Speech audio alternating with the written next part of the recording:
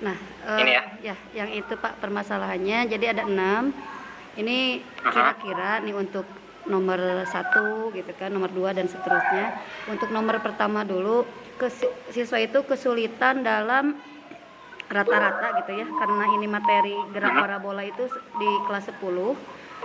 Mhm. Kadang siswa itu sulit dalam menganalisis hubungan antara ya kecepatan awal dengan jarak maksimumnya, kemudian ketinggian maksimum ataupun waktu yang dibutuhkan, baik itu untuk mencapai tinggi maksimum atau mencapai waktu di tanah. Kadang siswa itu ketika Mhm. kalau ke apa itu fenomenanya tahu, oh gerak parabola itu seperti ini, tetapi ketika dibawa menjadi suatu persamaan, siswa itu menjadi merasa kesulitan. Kira-kira yang menyebabkan siswa sulit di bagian ini tuh kira-kira penyebabnya apa saja, Pak? Yang jelas paling utama kemampuan literasi ya. Jadi anak belum terbiasa dengan literasi, kan mungkin ada beberapa tingkatan ya, seenggaknya dari kemampuan membaca sederhana aja dulu. Oh, gitu. Jadi dari yang pernah saya dapat bahwa siswa di kita itu rata-rata memiliki minat baca, mungkin minat baca cukup tinggi, tapi dari Iya. kemampuan baca, daya baca itu Oh, rendah, rendah. Jadi maksudnya ketika ingin memahami suatu konsep pun, misalkan ini kan iya. targetnya ingin menganalisis hubungan ya. Iya. Nah, untuk bisa menganalisis hubungan, kan siswa harus memahami konteksnya dulu gitu. Iya. Memahami konteks, memahami konsep, dan informasi itu biasanya disampaikan melalui kalimat bacaan biasanya kalau kita di fisika kan berupa contoh soal, misalkan soal cerita misalnya. Iya. Nah, jadi ketika kemampuan baca siswa rendah, kemudian untuk menangkap makna pun sulit, maka otomatis untuk langkah-langkah berikutnya pun jadi sulit juga. Oh, Jadi itu yang pertama. Yang iya. kedua untuk simbolisasi gitu ya. Jadi ada kemampuan yang memang belum terbiasa sepertinya siswa untuk mengasosiasikan antara simbol yang ada dengan makna fisis yang realnya. Oh, gitu. Dengan Iya. anunya ya. Mhm. Ditambah mungkin untuk yang materi gerak parabola ini kan untuk kelas Iya. 10 ya Iya, biasanya kelas gerak 10. parabola itu biasanya memang materi trigonometri di matematika dulu, tapi Iya. biasanya di semester akhirnya diajarkan lebih akhir dibanding fisika. Jadi kadang-kadang guru fisika ngajar dulu trigonometri baru masuk ke gerak parabolanya. Nah, Jadi itu mungkin Pak, iya betul. Jadi trigonometrinya bahkan di kelas 11 tuh dipelajari, Pak, untuk yang iya kelas 11 ya. jadi Ya. dipaksakan siswa harus paham, berarti Mhm. ini juga yang menjadi masalahnya, Pak ya? Tapi insya Allah dengan kurikulum baru di kurikulum Merdeka kan gerak parabola adanya di kelas 11 ya. Jadi Oh, lebih gitu. relatif aman. Akan relatif aman ya. Oh ya, itu berarti untuk permasalahan nomor 1 ya, Pak ya. Nah, kemudian untuk Ya. nomor 2 nih, Pak. Sama masih berhubungan dengan gerak parabola. Siswa itu kan sudah misalkan tidak ceramah, siswa sudah dibawa ke praktek gitu. Karena prakteknya untuk manual itu sulit, gerak parabola, maka kan pakai pet gitu ya atau virtual ya. Nah, siswa itu sudah asik mencari data, mengamati, tetapi ketika dihadapkan LKPD yang akhir-akhirnya itu membuat grafik, padahal contoh LKPD-nya sudah jelas gitu, tetapi siswa tetap merasa kebingungan atau sulit ketika baik itu membuat grafiknya atau misalkan nanti juga di aplikasi soal yang berhubungan dengan grafik, siswa itu enggan ketika melihat gambarnya juga liar, padahal belum dicoba gitu. Jadi di awal juga aduh sulit gitu. Kira-kira apa yang menyebabkan siswa itu pemahaman terhadap grafik-grafik ini menjadi sulit? Ya, untuk teks itu kan sederhana ya sebetulnya untuk pemaknaannya tinggal baca. Nah, untuk yang tinggal baca aja agak repot, apalagi untuk yang harus Apalagi menafsirkan. Nah, grafik itu kan tingkatannya lebih tinggi lagi ya. iya, Jadi mungkin dari dulu ada lesson study yang pernah saya ikuti, jadi di situ pun digambarkan tentang bagaimana kita melatihkan grafik kepada siswa itu memang agak-agak sulit ya, membutuhkan waktu yang lumayan lama gitu. lama ya. Jadi lama. Jadi mulai dari siswa memahami sumbu X itu Iya, apa, kemudian sumbu Y-nya itu apa, dan kemudian dari data-data yang ada diterjemahkan ke dalam bentuk grafik.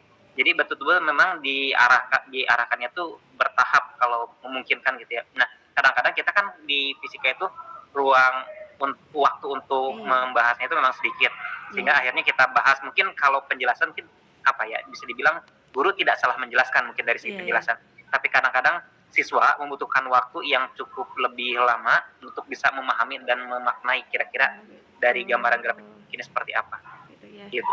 Apalagi belum terbiasa dengan praktikum ya, jadi merasa Iya, mhm, iya iya betul. gitu. Kebanyakan kan kita menggunakan datanya data itu ya, data apa sih, Manipulasi data yang udah sekunder, ada. iya, Iya iya. Ya itu berarti ya. Jadi penyebabnya berarti hampir di semua, bukan hanya di gerak parabola ya, untuk betul, masalah yang berhubungan dengan grafik enggannya itu karena mhm, mungkin kalau dari kita sebagai guru karena membutuhkan waktu yang cukup lama, akhirnya ya udah mhm, diambil jalan pintas yang tercepat gitu ya. mhm, iya iya, betul. Iya, oh iya, itu untuk nomor 2. Kemudian nih yang terakhir nomor 3 di gerak parabola, biasanya siswa Mhm, itu ketika dihadapkan dengan soal aplikasi gitu kan biasanya memahami gerak parabola itu persamaan-persamaan yang dipahaminya titik acuannya dari tanah gitu ya. Ketika mhm, ditembakkan dengan kecepatan awannya itu biasanya dari tanah. Ketika soal mhm, dirubah sedikit, mhm, dilemparnya dari ketinggian tertentu atau dilemparnya miring gitu, siswa kadang mhm, kesulitan. Apalagi soal berbentuk cerita, ya. mhm, Kira-kira penyebabnya gitu, penyebab sama dari siswa sulit mengerjakan soal, mungkin tergolong mhm. hots ya, gitu. Iya, Kenapa gitu? betul, bisa jadi ini, karena memang untuk ini kan kita perlu analisis tambahan ya. Kalau misalkan siswa udah mencapai kemampuan baca yang cukup tinggi pun, nah siswa menerjemahkan dari cerita yang tadi ke dalam konteks yang tergambarkan secara lebih nyata, biasanya kita butuh ilustrasi. Nah, kadang-kadang maksudnya kalau misalkan siswanya tidak dilatihkan untuk di Ilus apa ya, menggambarkan, ya, diilustrasikan dalam bentuk gambaran yang lebih nyata. Contoh kalau di soal ini kan, ini ya. sudah diberi petunjuk, gambarannya ada gitu ya. Nah, kadang-kadang siswa tetap aja karena mengira bahwa untuk mengerjakan soal fisika itu hanya menuliskan yang diketahui, kemudian Ditanya, memasukkan yang diketahui ke dalam rumus supaya yang ditanyakan bisa diketahui gitu iya. kan. Nah, hanya itu Rata-rata ya. siswa seperti itu. Rata-rata Mhm. seperti itu. Penjawabannya Iya, mungkin itu ya, apa ya, emang daya siswanya juga gitu.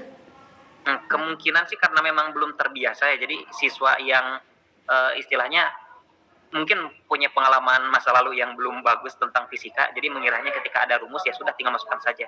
Ketika ada nilai T berapa, kemudian di soal ada di rumusnya ada huruf T, ya tinggal dimasukkan saja disubstitusi gitu ya.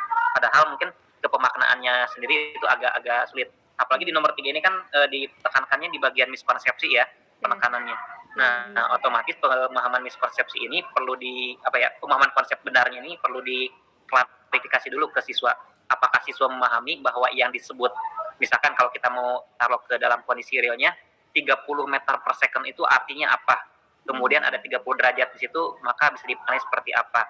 Artinya kalau misalkan siswa sudah paham bahwa ketika ada yang miring, kemudian kita lakukan tinjauan dengan menguraikan vektornya di sumbu X dan sumbu Y, kemudian memahami di sumbu X ada apa, di sumbu Y ada apa, termasuk misalkan percepatannya bagaimana, maka sebetulnya ilustrasi yang sudah dibuat tadi akan lebih kalaupun tanpa ilustrasi siswa akan dengan secara otomatis lebih mudah untuk melakukan analisisnya gitu. Tapi lagi-lagi karena memang mungkin pemahaman sebelumnya hanya sekedar ada rumus, ada angka, ya masukkan saja gitu.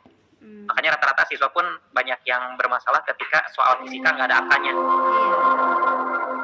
Kemudian apakah mungkin juga karena materi prasyarat juga mempengaruhi, karena kan yang namanya gerak parabola itu kadang disebut membentuk gerak ya. Apakah Iya, betul. mungkin GLB GLBB-nya siswa tidak paham gitu? Iya, sangat iya, besar banget besar kemungkinannya di situ. Oh iya iya. Oh, Modalnya soalnya di situ ya. iya. Nah, kalau misalkan dirunut mundur, ya kadang-kadang ketika siswa paham GLB, GLBP pun, ya yang jadi masalah siswa mungkin ada di bagian taruhlah, yaitu tadi, masalah bacanya, masalah ngitungnya, gitu ya. Iya, Penjumlahan saja masih banyak yang keliru, gitu ya. iya betul iya. Oh iya itu untuk gerak parabola. Kemudian untuk Mhm, pokok bahasan yang berikutnya untuk mhm, gerak harmonis nih, saya ngambilnya ini permasalahan di gerak ayunan bandul gitu ya. Nah, mhm, kadang siswa itu sulit untuk menghubungkan gitu ya. Ada konsep tentang periode. mhm, Ada kan siswa itu sudah tahu nih yang namanya periode itu kan waktu untuk satu getaran. Ketika mhm, lebih dari getaran kan tinggal T dibagi N gitu ya. Tetapi mhm, ketika di ayunan bandul kan ada lagi persamaan T sama dengan 2pi akar L per G. Nah, siswa itu kadang mungkin miskonsepsi atau pemahamannya kurang, kadang suka bingung, kok ini ada T lagi, ketika praktek Mhm. juga, kok ini nyari T, kan T-nya udah ada. Sebetulnya kan untuk percobaan ayunan bandul itu kan akhirnya nanti carinya membuktikan gravitasi ya. Nah, tapi siswa juga Mhm. kadang bingung, ini T di sini apa, ini di sini T, T itu Mhm. kok ada lagi 2 pi L per G gitu. Nah, maksud kira-kira kebingungan atau Mhm. sulit siswa itu disebabkan oleh apa di permasalahan ini? Mhm. Ya, untuk masalah ini lebih erat kaitannya dengan masalah ini ya, ke apa, dimensi pengetahuan metakognitif mungkin mungkin Hmm. Vera masih ingat. Jadi kan dimensi pengetahuan itu ada yang faktual, konseptual, prosedural, dan Oh metakognitif. iya. Nah, ketika siswa sudah memahami bahwa T ini adalah waktu, misalnya secara konseptual sudah paham, kemudian secara prosedural, taruhlah misalkan Iya. secara proseduralnya kemampuan praktek untuk menentukan nilai periode dari ayunan bandul Iya. itunya bisa, tapi mengaitkan antara periode Nah, yang ini dengan betul. periode yang itu bedanya apa? Yaitu kan kita butuhkan kemampuan metakognitif. Jadi siswa itu ketika membahas tentang waktu, apakah waktu yang kita bahas ini sama seperti waktu yang kita bahas di gerak lurus, Iya. gitu ya? Misalkan apakah misalkan gravitasi yang disebut G di sini kan kalau ini mungkin lebih tepatnya ke percepatan ya, Iya. bukan G gravitasi ya, G-nya itu. Percepatan gravitasi ya. Ya, misalnya. Nah, apakah percepatan gravitasi ini hubungannya dengan gaya gravitasi yang dibahas di bab Hukum sebelum Newton. ini kan ada Hukum Newton. gravitasi ya? Iya. Ya, setelah hukum Newton apakah sama gitu ya. Jadi kemampuan metakognisinya, jadi kemampuan untuk memahami bahwa apa yang sedang dipelajari ini berkaitan dengan yang lain, Oh. baik itu dengan bab yang lain, dengan materi sebelumnya maupun dalam keseharian gitu. Jadi Oh, gitu. itunya yang memang kadang-kadang apa ya, kita banyak abai karena istilahnya ketika siswa sudah secara faktualnya tahu faktanya, secara Iya. konsepnya paham rumusnya, paham hukumnya, teorinya paham, kemudian penerapannya pun bisa gitu ya, dan proseduralnya pun prakteknya bisa, namun secara kemampuan metakognitifnya nggak dilatihkan karena kita merasa sudah cukup sampai prosedural gitu.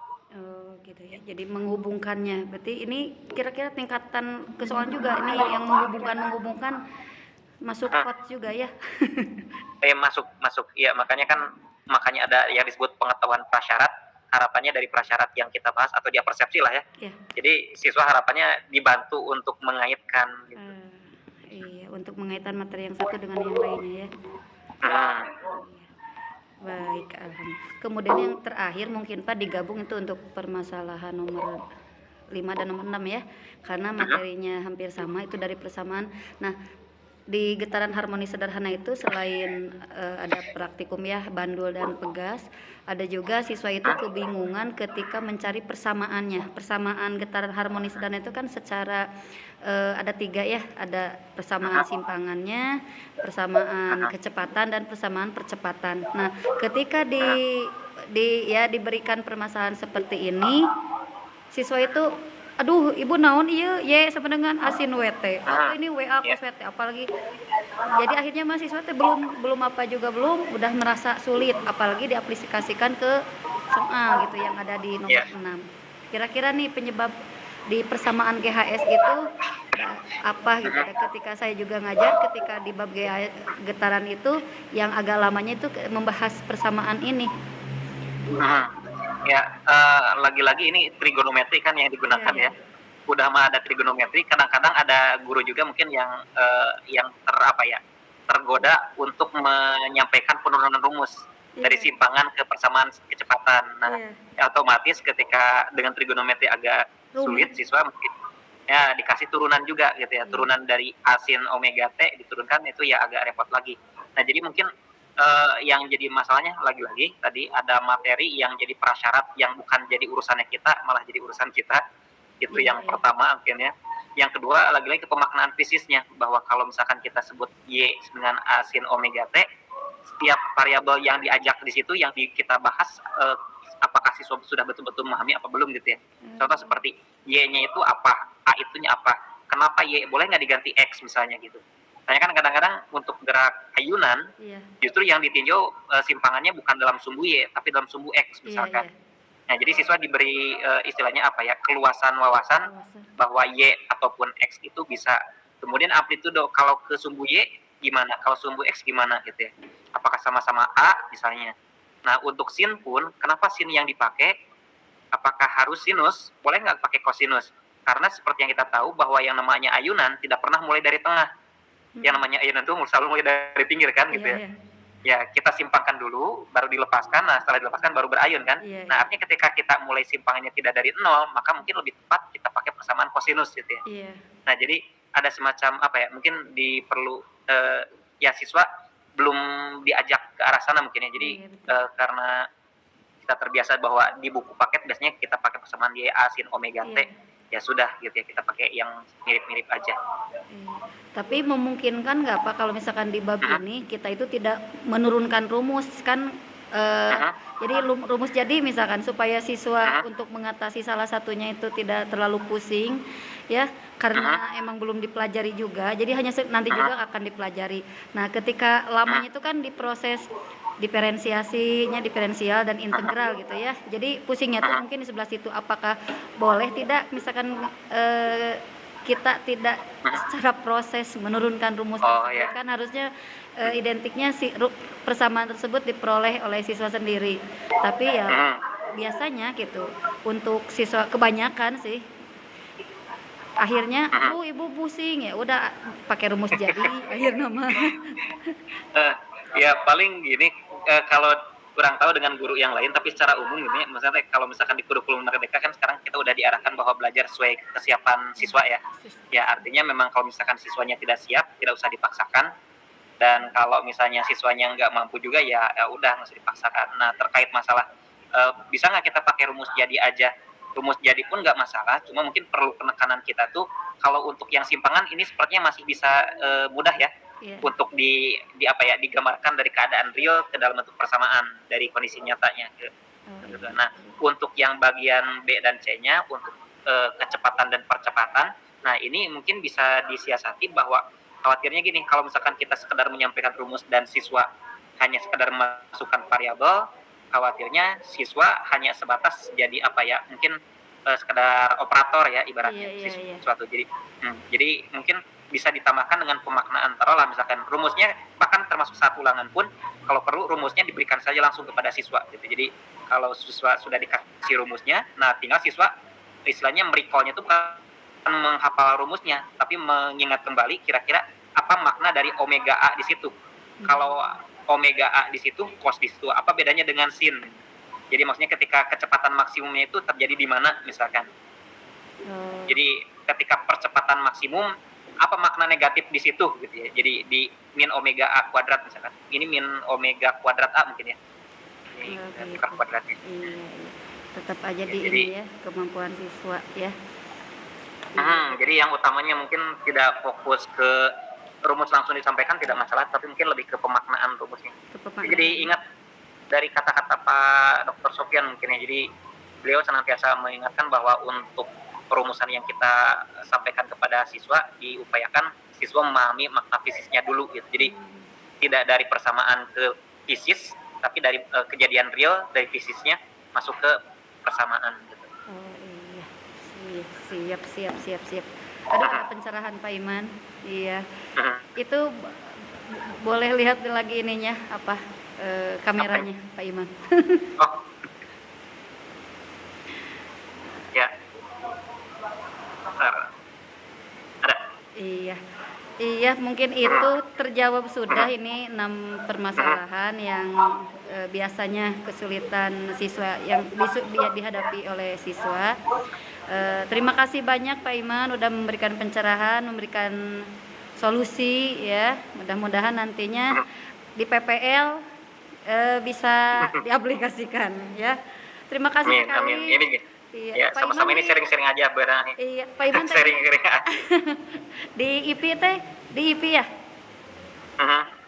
dengan Pak Ali. Iya, dengan Pak Ali. Iya. Iya. Nanti minta biodatanya via chat ya. Oh, mangga. Iya. Atur nuhun Pak Ya, Iman. Assalamualaikum. mangga sami-sami. Atur nuhun Salam pisan. warahmatullahi wabarakatuh. Iya. Sami-sami.